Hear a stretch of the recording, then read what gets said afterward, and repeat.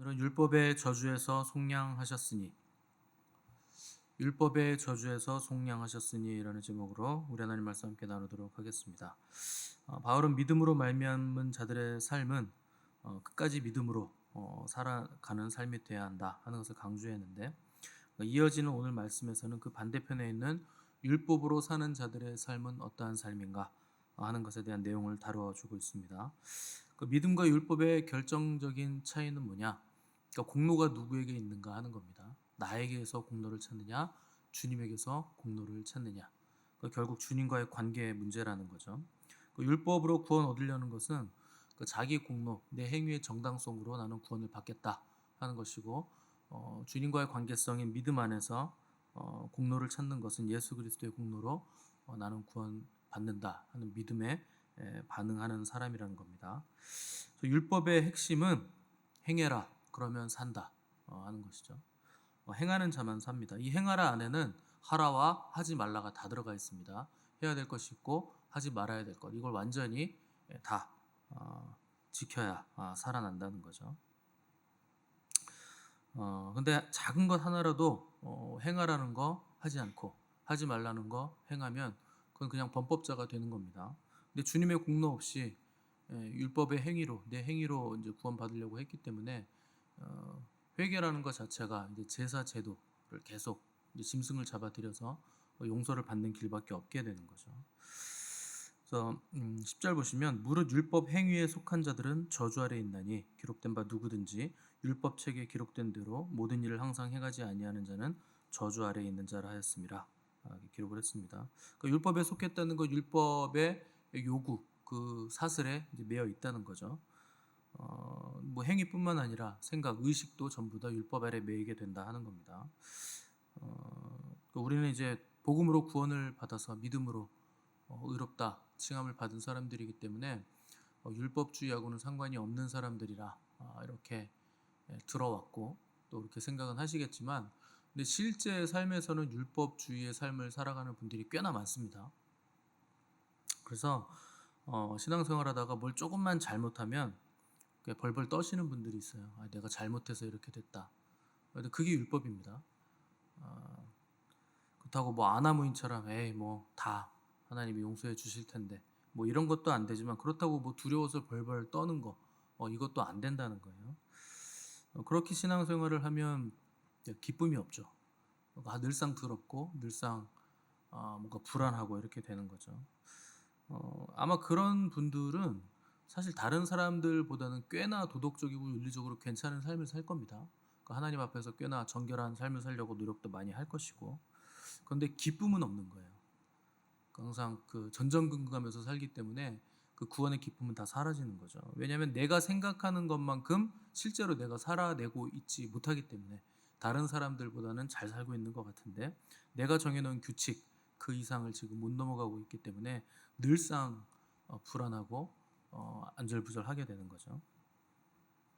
어떤 안수 집사님이 평생 주일 예배 한 번도 안 빠지셨는데, 다른 분들은 뭐 하나님의 음성도 잘 듣고 그 은사도 많이 나타나는데 자기는 아무것도 없더래요. 그래서 하도 그런 게 안 나타나니까 삐져가지고 어느 날 주일에 등산을 가셨어요. 에이 나도 한번 가보자 이렇게 된 거죠. 그래서 갔는데 처음으로 등산 가니까 잘 모르잖아요. 그래서 길을 또 잃어버리셨습니다. 근데 해가 뉘엿뉘엿지고 점점 깜깜해지는데 하필 또 발을 잘못 디뎌가지고 아래로 떨어지시다가 나뭇가지를 딱 잡았어요. 추락하다가 나뭇가지 잡고 대롱대롱 매달려서 살려달라고 엄청 소리를 지르는데 아무도 없는 거죠. 이미 해가 졌으니까. 그래서 이제 그때부터 무슨 생각을 하겠습니까? 매달려서 내가 평생 주일 예배를 안 빠지다가 오늘 주일 한번 빠졌는데 예배 빠져서 이렇게 됐구나. 그래서 회개를 막 하고서 하나님 잘못했습니다 했더니 평생 한 번도 안 들렸던 하나님의 음성이 그때 들리더랍니다. 손을 놔라. 놔라. 버티지 말고 놔라. 그래서 안 된다고 버티는데 하나님이 계속 놔라 그러길래 어서 또 들은 건 많아가지고 아버지여 내 영혼을 아버지 손에 의탁하나이다. 놨더니 30cm 밑으로 떨어졌답니다. 바닥에 이제 30cm가 이제 딱 남아 있는 거죠. 그러니까 사람들은요 이런 식으로 생각을 합니다. 내가 오늘 주일 예배를 안 드렸더니 저주가 임했다. 여러분, 세상에 어떤 아버지가 자녀에게 저주를 줍니까?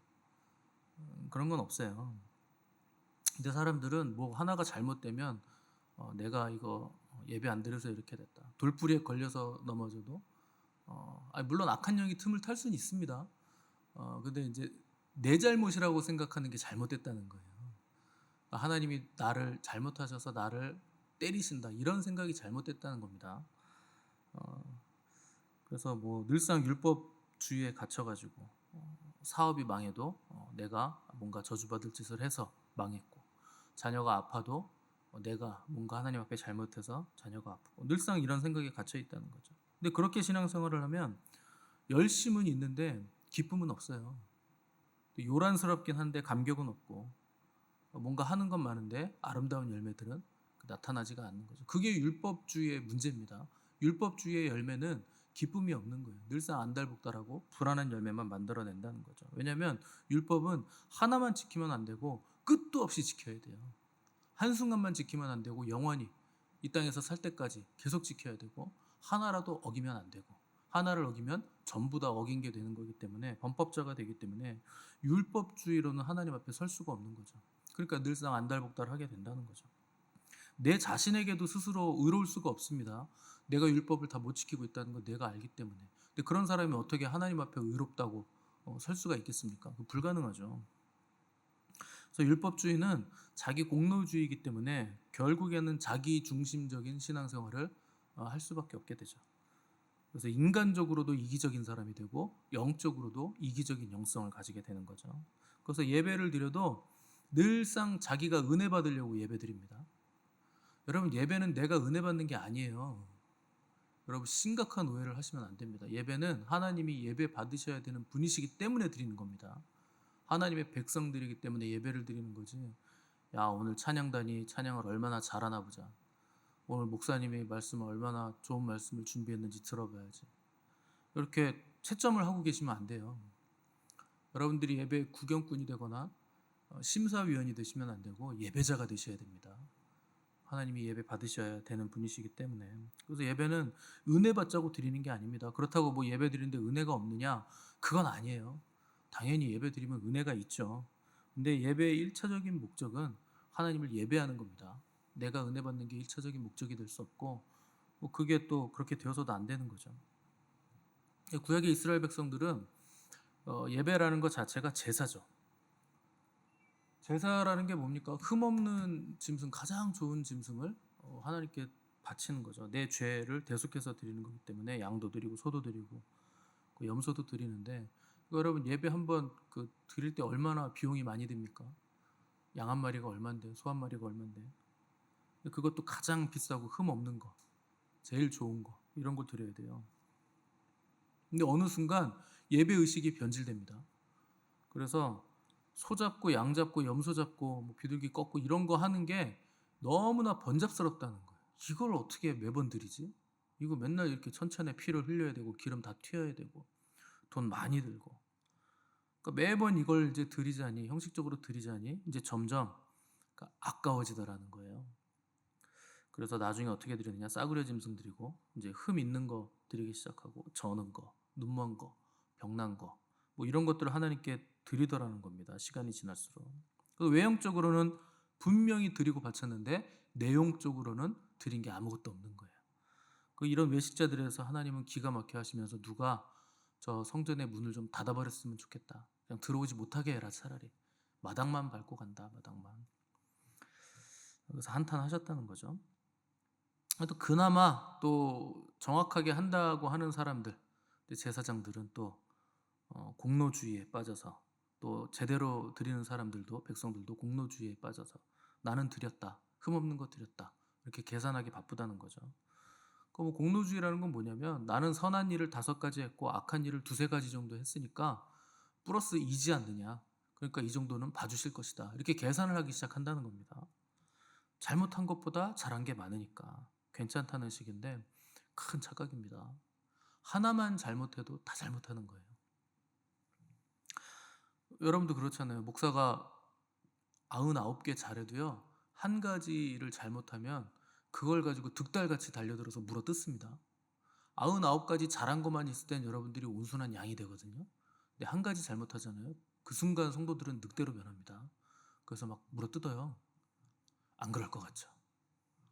여러분들은 뭐 표정을 보니까 안 그러실 것 같아요. 잘 보겠습니다, 제가. 누가 제일 먼저 물어뜯나? 사람은요, 99개 잘해도 한 가지 잘못한 거 그거 용납을 못 해줍니다. 사람 앞에서도 그게 결격사유가 되기 때문에 그런다는 거죠.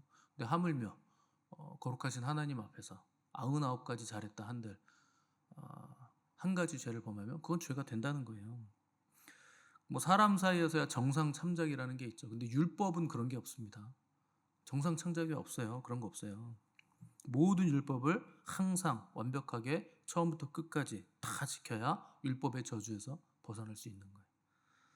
그러니까 율법의 저주라는 거 이건 무시무시한 거죠.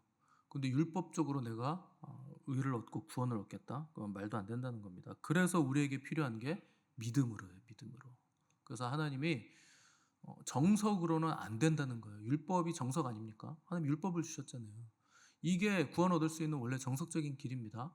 근데 정석적인 방법으로는 안 되니까 말하자면 편법을 주신 거예요. 그게 뭐냐? 십자가예요. 정석으로 안 된다. 너희들 믿음으로 구원을 받아야 된다. 근데 그것밖에 가능한 길이 없는 겁니다. 그래서 바울이 가장 중요하게 여기는 게 뭐냐? 하박국 선지자의 오직 나의 의는 믿음으로 말미암아 살리라. 이것과 아브라함이 의롭다 여김 받을 때 율법의 행위로가 아니라 하나님을 믿음으로 의롭다함을 받았다. 이 두 가지를 굉장히 중요하게 여기죠. 그래서 의는 현실로 살지 않고 상황으로 살지 않고 믿음으로 산다. 그게 가장 중요하다는 겁니다. 순간의 안목이라 영혼의 안목으로 보는 것이고 사람의 생각으로 보지 않고 하나님의 말씀 안에서 본다는 거죠. 그래서 순간을 보지 않고 영혼의 안목으로 본다. 현실을 살지 않고 믿음으로 산다 하는 것은 현실과 믿음으로 보는 영혼과는 너무나 많은 차이가 있다는 거예요. 현실은 많은 괴로움들이 있고 혼란이 있고 넘어짐들이 있겠죠. 슬픔이 있고 울음이 있고 좌절이 있겠죠.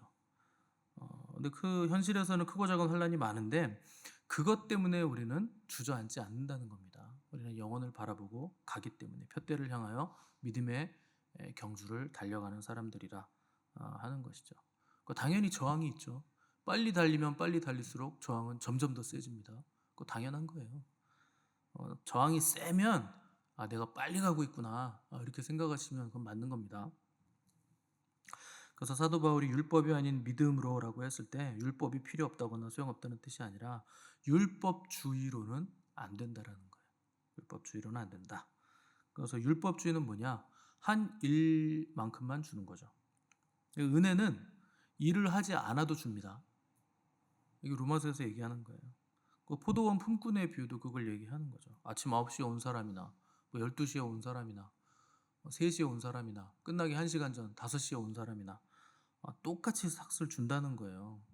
근데 나는 아침 9시에 와가지고 뼈 빠지게 일하고 땀 흘렸는데 오후 5시에 와서 1시간 일하는 사람이 나와 똑같은 삭을 받는다고? 이게 말이 돼? 이게 율법주의입니다. 여러분은 내 생각이 맞다고 생각하실 거예요. 공평하지 않네? 내가 9시부터 이렇게 일했는데 8시간을 일했는데 저 사람은 1시간 일하고 나하고 어떻게 똑같이 받지? 근데 그 받은 삭이 뭐냐면 구원이에요. 구원은 똑같이 받는 거예요. 하나님이 그렇게 주기로 우리랑 계약하신 거예요. 믿기만 하면 구원을 받는다. 그래서 십자가에 달린 한편 강도는 그냥 거기서 구원 받습니다. 그런다고 여러분들이 하나님 앞에 가서 컴플레인 거실 거예요. 저 강도 뭐 선한 일 한 번도 안 하고 말 한마디 잘해가지고 그냥 날로 꽁으로 먹었는데 어떻게 그걸 천국을 보내실 수가 있어요? 그렇게 컴플레인 거실 겁니까? 그 사람은 율법주의자죠. 내가 더 일했네, 쟤는 덜 일했네. 나는 피땀 흘렸는데 쟤는 땀 한 방울 안 났네. 그냥 뽀송뽀송한 채로 그냥 싹 받았네. 농땡이 피웠네. 이러는 생각을 하는 순간 표정이 사나워지는 겁니다. 그래서 신앙생활 오래 하신 분들이요, 되게 표정이 사납습니다. 우리나라 분들이. 왜냐면 내가 한 일이 많다는 거예요. 내가 오래 믿었고 내가 경험이 많고 내가 한 일이 많은데 그래서 새로 온 사람이 은혜 받고 목사님하고 좀 친해 보이는 것 같으면 저 봐라 저 꼬리 살랑살랑 친다 저. 그럼 와서 꼬리 치십시오. 누구 꼬리가 더 많은지. 여러분 그게 율법주의예요. 삭은 주인이 주는 거예요. 그걸 받는 것 자체가 은혜입니다. 일할 수 있는 것 자체가 은혜고 그걸 받는다는 것 자체가 너무나 큰 은혜인데 그걸 누가 이랬네 누가 저랬네 이럴 필요가 없다는 거죠. 그럼 여러분이 하나님 자리에 가시면 됩니다. 내가 얘는 얼마 줄 거야. 얘는 얼마 줄 거야. 너는 꼴보기 싫으니까 안 줄 거야. 그럼 내가 하나님 되시면 돼요.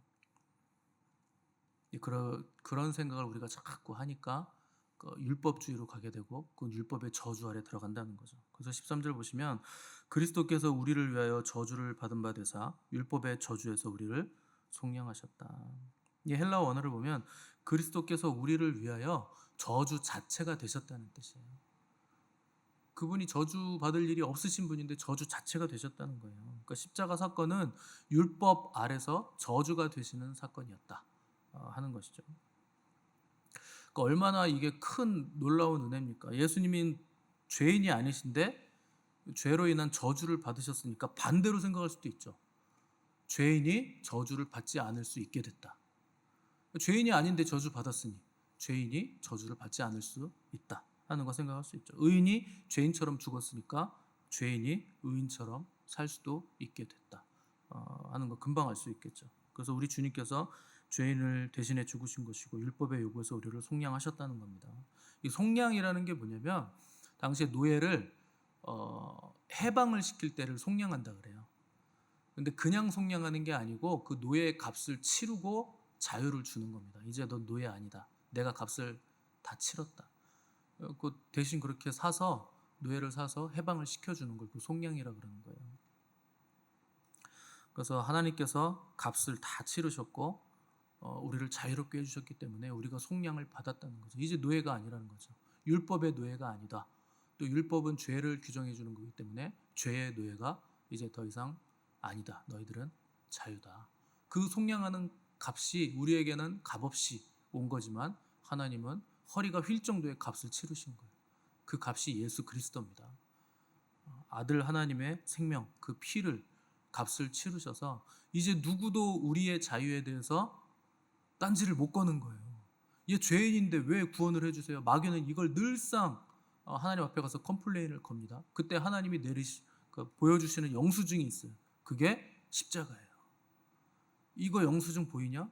내 아들의 죽음으로 내가 얘를 자유를 준 거다. 할 말 있냐? 그럼 마귀는 할 말이 없는 거예요. 자기보다 훨씬 더 고귀한 존재가 우리를 위해서 죽으셨기 때문에 할 말이 없다는 거죠. 여러분 미군이 무슨 아프간이나 이런 제3지대 파병 가가지고 뭐 범죄를 일으킵니다. 그럼 뭐 성범죄를 일으켜서 막 소녀들을 막 성적으로 막 성폭력을 행하고 이럴 때 재판을 받아요. 근데 너무 적은 죄를 받으면 그 지역 사람들이 들고 일어나겠죠. 근데 미국 대통령이 내가 대신 죽겠다 그러면 할 말이 없습니다. 내가 이 병사 위해서 대신 죽겠다. 대통령이 대신 죽겠다는데 그러면 죄보다 훨씬 큰 대가를 치른 거예요. 그러면 그 나라 사람들이 더 이상 할 말이 없습니다. 그것보다 훨씬 더 큰 일을 하나님 우리에게 해주신 거죠. 하나님 자신이 우리를 위해서 죽으셨다는 거죠. 그래서 그 값을 속량하셔서 우리에게 죄값을 치르셨기 때문에 우리가 용서받아서 하나님의 자녀가 됐다. 그런데 탕자의 형은 그게 못마땅한 거예요. 아니 저거 아버지의 재산 다 탕진해가지고 창기들과 다 말아먹은 저놈을 왜 아버지의 자녀로 또 받아주시나. 나에게는 염소 새끼 한 마리 잡아준 적이 없는데. 이게 율법주의자들의 삶이죠. 율법주의자의 삶은 뭐 천국 간다 지옥 간다 이런 거 문제가 아니라 그 사람의 생각, 사고 그리고 그의 삶 자체가 늘 정죄와 비난 때문에 늘상 불행한 거예요.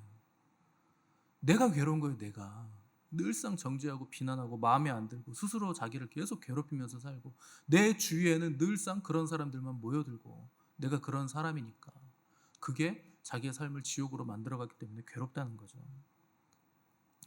맞아요. 인간적인 눈으로 보면 탕자가 염치 없는 거 맞습니다. 근데 여러분, 우리가 뭐 하나님 앞에 염치 있는 사람입니까?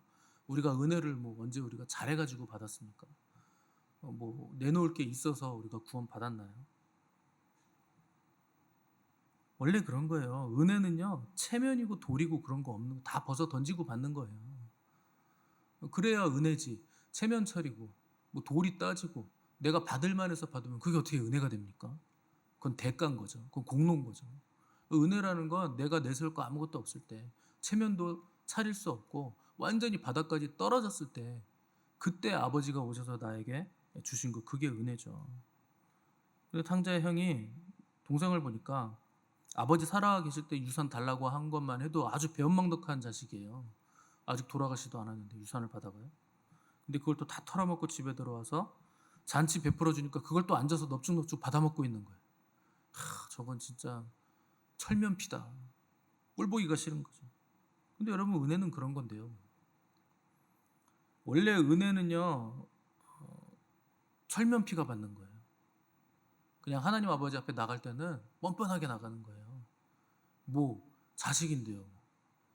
여러분, 아버지 집에 들어가서 냉장고 안에 있는 거, 맛있는 과일 하나 있으면, 맛있는 거 하나 있으면, 아이고 우리 아버지 건데 내가 감히 어떻게 먹나, 이러는 자식이 어디 있습니까? 그거 쏠랑 먹어버려요. 아주 뻔뻔한 놈들이죠. 지가 번 것도 아니고 아버지 냉장고, 아버지 집인데. 그게 자식입니다. 맞을까봐 전전긍긍하는 건 종이죠. 우리는 자녀잖아요. 그러니까 자녀의 영성이 있어야 되는 거예요. 자녀가 뭐 언제 자격 있어서 받고 도리로 받습니까? 자녀니까 받는 거죠. 그래서 여러분이 할 일은 뻔뻔해지는 겁니다. 그렇다고 죄를 막 지라는 게 아니에요. 그거는 말할 필요도 없는 거고, 실수하고 넘어졌을 때 아버지께 가는 거예요. 빛으로 들어가는 거예요. 왜 어둠 속에 숨어 있습니까? 빛 대신 아버지가 계신데, 우린 빛의 자녀인데 빛으로 들어가셔서 아빠 넘어졌어요, 아파요. 그러면 다 상처 호호해주고 닦아줄 거 아니에요. 안아주고 울지 말라고. 그게 아버지죠. 우리가 할 수 있는 일을 딱 하나입니다. 하나님 바라보는 거예요. 그분 품으로 들어가는 거죠. 그냥 폭 안기는 거죠. 그러면 끝나는 겁니다. 내 대신 생명으로 값을 치르신 우리 구주 예수 그리스도의 십자가, 그 바라보는 거예요. 그러면 삽니다. 근데 내가 체면 차리면서 아유 내가 어떻게 은혜를 이렇게 공짜로 매번 받습니까? 벼룩도 낯짝이 있지. 어떻게 또 하나님께 내가 똑같은 죄 또 지었는데, 아유 이건 제가 감당할게요. 그러면 여러분, 바깥 어두운데 밀려나는 거예요. 그 일을 가는 거예요. 영원토록. 그런 게 어디 있습니까? 그냥 들어가는 거지. 문제는 내가 누구에게 속한 자인가? 나는 누구의 자식인가? 이걸 알아야 되는 거예요. 나는 마귀 자식이 아니고 어둠의 자식이 아니고 하나님 자식이고 빛의 자녀다. 이걸 알고 있어야 된다는 거예요. 그러면 아무리 넘어져도, 아무리 실수가 많아도 하나님이 반드시 그를 구원해내시고 우리를 다시 일으켜 세우십니다. 여러분, 이 은혜를 기억하시고 주님의 이 귀한 십자가를 묵상하시면서, 우리에게는 자격과 공로가 없지만 예수 그리스도께서 모든 자격과 공로를 다 가지고 계신 것을 나에게 주셨다 하는 것을 믿으시고, 그걸로 생명의 길을 여셨다는 것을 기억하시고, 무엇으로도 설명할 수 없는 이 귀한 감격을 체험하시고 경험하시고 회복하시는 은혜가 오늘 저와 여러분들에게 있기를 간절히 바랍니다.